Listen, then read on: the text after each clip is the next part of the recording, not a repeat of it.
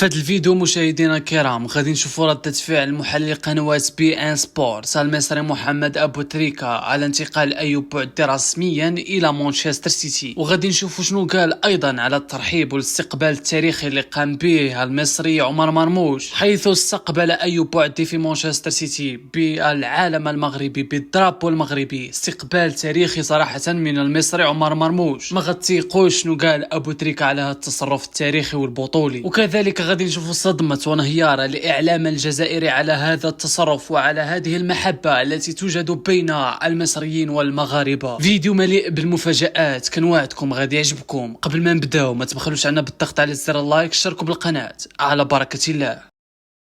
قبل ما نسمعوا شنو قال ابو تريكة والاعلام الجزائري على انتقال ايوب بعدي الى مانشستر سيتي وعلى الاستقبال التاريخي اللي قام به عمر مرموش حيث استقبله بالرايه المغربيه، نوضحوا بعدا شنو وقع بالنسبه اللي ما فهموا والو. من بعد ما تاكد رسميا ان رودري ما غاديش يستمر مع مانشستر سيتي وغادي ينتقل غالبا لبرشلونه، النادي الانجليزي تحرك باش يحسم صفقه ايوب بعدي اللي مده هذه هو في مفاوضات مع ليل باش يعوض رودري. حتى كيأكد فابريزيو رومانو الصحفي الشهير صاحب مقولة هيرويغو أن مانشستر سيتي نجح باش يضم أيوب بعدي. نسمعوا شنو قال.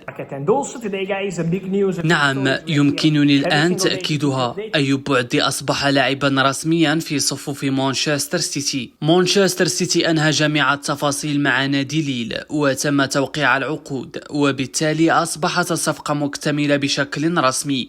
بعدي وافق على الانتقال إلى مانشستر سيتي والفحوصات الطبية والإجراءات النهائية تمت بنجاح. مانشستر سيتي كان يعمل على هذه الصفقة منذ فترة وكان هناك اهتمام قوي جدا باللاعب، لكن في الساعات الأخيرة تم حسم كل شيء بين الأطراف. بعدي اللاعب المغربي الشاب سيكون جزءا من مشروع مانشستر سيتي للمستقبل، والنادي الإنجليزي يرى فيه لاعبا قادرا على التطور ليصبح أحد أهم لاعبي خط الوسط في أوروبا. أيوب بعدي إلى مانشستر سيتي، الصفقة تمت رسميا. Here we go.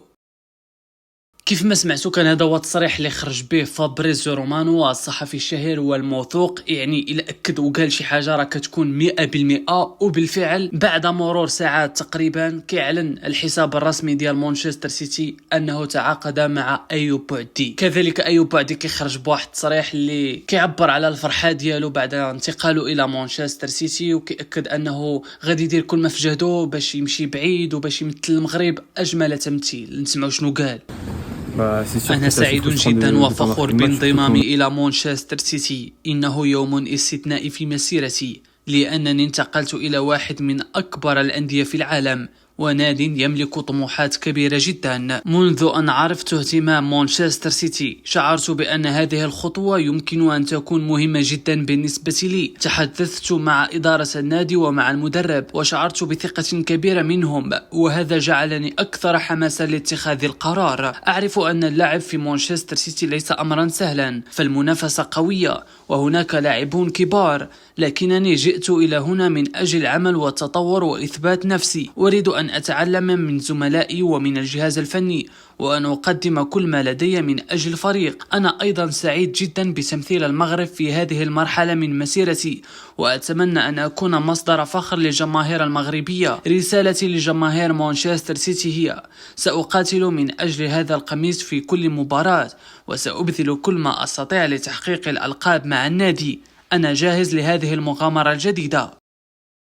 كان هذا هو أول تعليق خرج به أيوب بعدي بعد انتقاله رسميا إلى مانشستر سيتي، تصريح اللي من خلاله عبر على الفرحة ديالو على السعادة ديالو لأنه انتقل لنادي كبير في إنجلترا اللي هو مانشستر سيتي، ووعد كاع الجماهير والمحبين ديالو اللي كيتابعوه أنه غادي يدير كل ما في جهده باش ما يحشمهمش، باش يقدم أفضل مستوى. وعارف بأن مانشستر سيتي عندها لاعبين ونجوم اللي كبار، يعني باش دير بلاصتك تما خاصك تكون كاين. وأيوب بعدي أكد أنه غادي يدير بلاصتو، واخا كاينين نجوم اللي عالميين، واخا قالك غادي ندير بلاصتي وغادي نمثل المغرب أجمل تمثيل واحسن تمثيل. حتى لهنا كان غادي كل شيء مزيان حتى لحظه وصول ايوب بعدي الى ملعب مانشستر سيتي، مقر تدريبات لاعبين مانشستر سيتي حتى كيتفاجأ العالم بالاستقبال التاريخي اللي قام به المصري عمر مرموش لاعب مانشستر سيتي، حيث أن عمر مرموش استقبل أيوب بوعدي بالعالم المغربي بالراية المغربية ورحب به أجمل ترحيب. تصرف كيبين وكيأكد العلاقة والمحبة اللي كاينة ما بين المصريين والمغاربة. صحيح بعض الناس كيبغيو يديروا الفتنة ما بين مصر والمغرب، ولكن راه الحقيقة هي هذه، راه كاين واحد المحبة ما بين المغرب ومصر، راه ما يمكنش كاع المغاربة كيبغيو المصريين وكاع المصريين كيبغيو المغاربة. التصرف اللي بطبيعة الحال ما غاديش تشوفوه من شي لاعب جزائري، راه كيلعب جزائري في مانشستر سيتي راكم عارفينه، ما غاديش تشوفوه كيستقبل ايوب بوعدي مثلا بالراية المغربية، مستحيل. يعني هذا التصرف جاء فقط من المصري عمر مرموش لأنه يحب المغرب، كذلك المغرب يحبون المصريين. أما بخصوص تعليق أبو تريكة على هذا التصرف البطولي، هذا التصرف التاريخي، فقد جاء كالتالي: صورة جميلة جدا، عمر مرموش يستقبل أخاه أيوب بوعدي في مانشستر سيتي بالراية المغربية، هذا هو أصلنا، هذا هو الربط الحقيقي بيننا، المغرب ومصر إخوة، تاريخ واحد، شعب واحد، قلب واحد. ألف مبروك لأيوب بوعدي، ونتمنى له التوفيق في مشواره مع مانشستر سيتي. كيف ما سمعتوا كان هذا هو التعليق ديال محلل قنوات بي ان سبورت المصري أبو تريكة، أسطورة مصر في كرة القدم بكل تأكيد. كان هذا هو التعليق الذي جاء به بعد انتقال أيوب بوعدي إلى مانشستر سيتي، وبعد استقبال عمر مرموش أيوب بوعدي، حيث استقبله بالراية المغربية بالعالم المغربي كما تشاهدون في الصورة صراحة. وكيف ما كنقول ديما في أي فيديو أن أبو تريكة محبوب عند المغاربة كاملين عارفين هذه القضية هذه، راكم عارفين كيفاش المغاربة كيشوفوا أبو تريكة، كيفاش كيشوفوا نجم المصري، حيت راكم عارفين كيفاش كيدوي هو على المغرب، ديما كيدوي زوين، ديما كيتضامن معنا، ملي كيكون كلشي ضدنا أبو تريكة كيكون معنا، داكشي علاش أبو تريكة محبوب عند كاع المغاربة.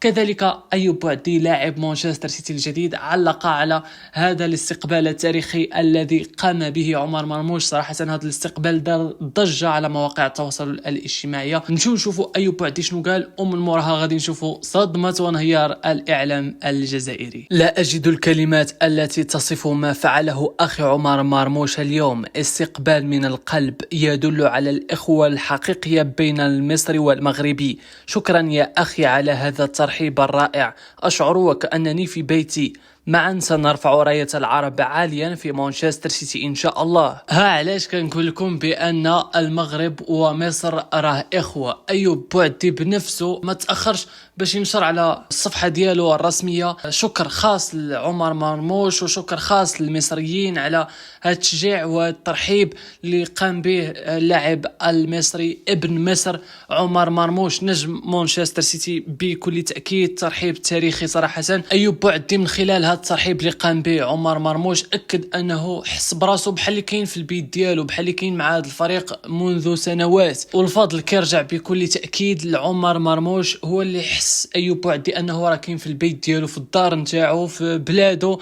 حيث لقى في جنبه لعاب عربي مسلم اللي هو عمر مرموش. صراحة فرحنا بزاف هذا التصرف اللي قام به عمر مرموش، كبروا في عينينا المصريين من بعد هذا التصرف هذا. أي واحد كيبغي يشوه بالصورة والعلاقة اللي كاينة ما بين المغرب ومصر فراه خاصو يتعاقب، حيث المغرب ومصر عندهم واحد العلاقة اللي زوينة، بغض النظر على دوك الإعلاميين المصريين داكشي ما نتسوقوليش، ها هما الناس اللي خاصنا نشوفوا فيهم ونديروا بهم الأمثلة بحال عمر مرموش. شكر خاص من كاع المغاربة لعمر مرموش. حيث ما تنساوش أيوب بوعدي كيبقى واحد الدري اللي باقي صغير، يلا عنده 18 عام، خاص اللي يوقف معاه، خاص اللي يكون في جنبه، وهذا الدور هذا قام به مصري اللي هو عمر مرموش. يعني تصرف تاريخي، وكاع المغاربه راضيين عليك وكيشكروك لانك وقفتي مع ولد بلادنا، مع ولدنا اللي هو ايوب بوعدي. شكرا بزاف لعمر مرموش، لابو تريكه ولكاع المصريين. اجيو دابا نسمعوا لذاك وليد العاقل، ماشي الاعلامي الجزائري، الكوميدي الجزائري، كاع المغاربه عارفينه، صاحب التلفاز الصغير، راكم عارفين بلا ما ندوي، ونسمعوا شنو قال على هذه الصفقه وعلى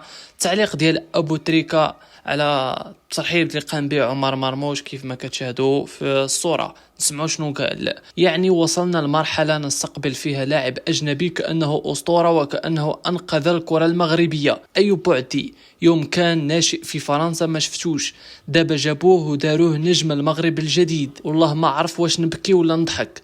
أخي عمر مرموش ركز في المنتخب المصري وما تدخلش في أدوار البطولة المغربية.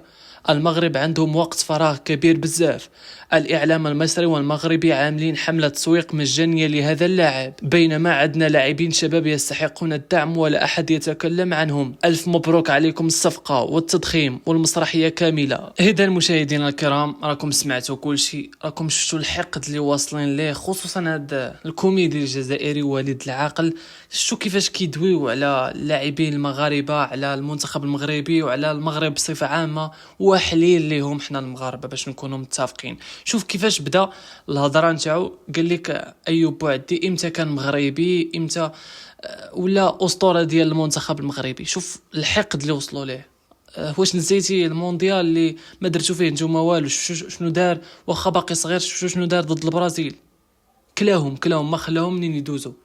ودابا غادي تمشي تشد منين كان ناشئ في فرنسا، منين ايوب بوعدي لعاب مغربي، وحيت هو مغربي داكشي باش اختار يمثل المنتخب المغربي. كون كان ما مرتاحش انه يمثل المنتخب المغربي حيت كيشوف راسو فرنسي وماشي مغربي، راه بطبيعه الحال غادي يمشي يمثل فرنسا وبلاصتو كاينه في فرنسا. راكم شفتوا زين الدين زيدان كيفاش كيعيا ويحاول يتواصل معاه باش يمثل المنتخب الفرنسي، حيت زيدان هو المدرب الجديد دابا ديال منتخب فرنسا. كان باغيه قبل ما يكون زيدان هو المدرب، كان باغيه باش يكون من الاساسيات ديال المنتخب الفرنسي، ولكن هو قال له لا، انا باغي نمثل بلادي الحقيقيه اللي هي المغرب. وتجي دابا انت راسك مربع تجي تقول لي لا راك فرنساوي ملي كان ناشئ ولا ما عرفتش داك التخربيق اللي كتقول تماك. وباش زادوا جملها قال لك غير كتنفخوا في اللاعبين المغاربه، غير تشهروهم. زعما ايوب بوعدي راه منين غيمشي لمانشستر سيتي عاد غادي يتشهر، عاد غادي يبان. ايوب بوعدي قبل ما يلعب في المونديال، قبل ما يعرفوه، حيت الاغلبيه عاد هنا عرفوه، ولكن هو راه كان داير بوم في فرنسا في اوروبا منين كان كيلعب مع ليل، خصوصا ضد في الماتش اللي لعبوا ضد ريال مدريد. منين دار بلاصتو تماك بين للعالم انه قادر يلعب في فرق كبار، حيت ريال مدريد وكان باقي له 17 ولا 16. وراكم شفتوا الماتش اللي دار ضد ريال مدريد، دار ماتش كبير. نتوما اين لعابه عندكم بهذا المستوى هذا تندويو عليهم؟ جيبوا لنا لعابه بهذا المستوى وندويو، ماشي مشكل، ولكن راه ما عندكمش. نتوما غير الحقد والحسد ما بقيت ما نقول. والله هنا كيسالي الفيديو مشاهدينا الكرام، كنتمنى يعجبكم. ما تبخلوش عنا بالضغط على زر اللايك واشتركوا بالقناه. ولا وصلتوا لهاد اللقطه من الفيديو شكرا لكم بزاف. نتلاقاو في فيديو جديد.